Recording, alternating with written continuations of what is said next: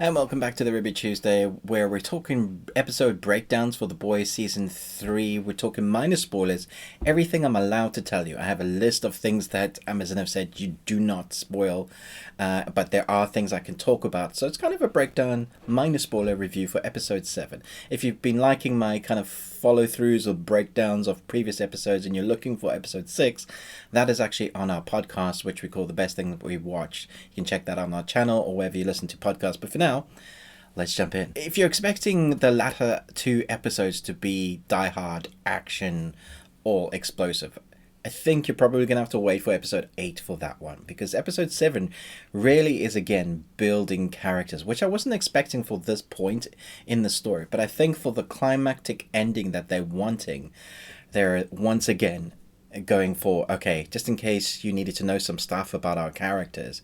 And so this time we have Butcher, who experiences a flashback. I'm not going to say how, but really for a lot of the episode he is experiencing his past. So we get to see a lot of him being built that way. And we think he's going to embrace the goodness side after he's experienced everything that made him him. We get to see what makes him him.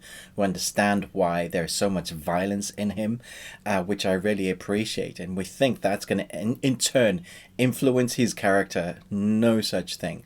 If anything, we're still continuing to ask ourselves, who is the bad guy? Is it Butcher or Homelander? Now we know how much wrong Homelander has done, but the justification doesn't always justify the means. So, like, how much wrong can you do to justify the means of, well, according to Butcher, it's a lot. Huey continues to take V, this green V, with Butcher to try and help be this duo. Obviously, Starlight is not on board with that, and we saw what happened with their relationship in the previous episode. And so, really, we're playing with the Soldier Boy, Butcher, and Huey team up, and Soldier Boy continues to be the one that they're putting all their cards on. But this episode we kind of see that Soldier Boy's not all he's cracked up to be. There's stuff that's gone on in his past that have made him who he is, that we'll get to see a little inkling of, like how put together is he or how cracked up is he. And that seems to be a theme of these supers. A lot of them are just mentally very unstable. Soldier Boy is not different in that regard. Also just who he is as a person. There's a lot of background story that kind of links in with his previous team, which links me nicely to Black Noir.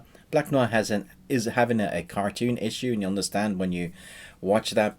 Probably the most entertaining part of this episode is all to do with Black Noir. Not that there's any action with it, but you get to see again background story of Black Noir, how he came to be, what he's feeling towards Soldier Boy now. There's a whole bunch of story that's filled in. This is their bit.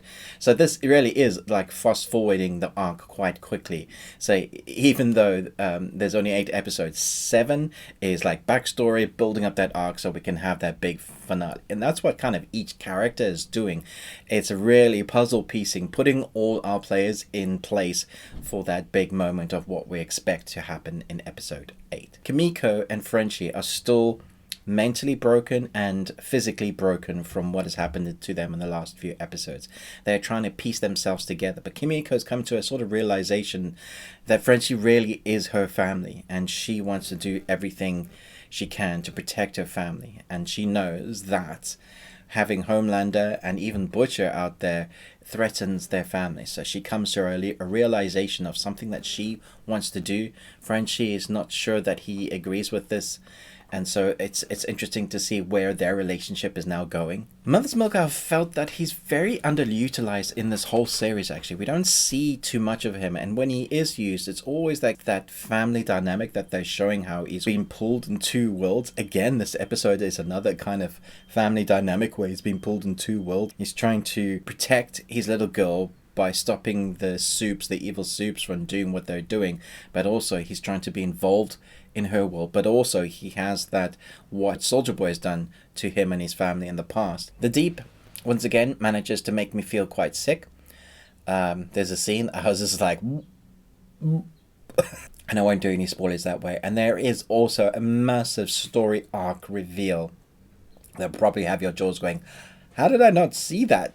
But that makes total sense moment at the end, which leaves you definitely wanting to know what's going to happen for the next episode. The overall feel of episode 7 is that the characters are reeling from the repercussions of what they've been up to in the previous episodes.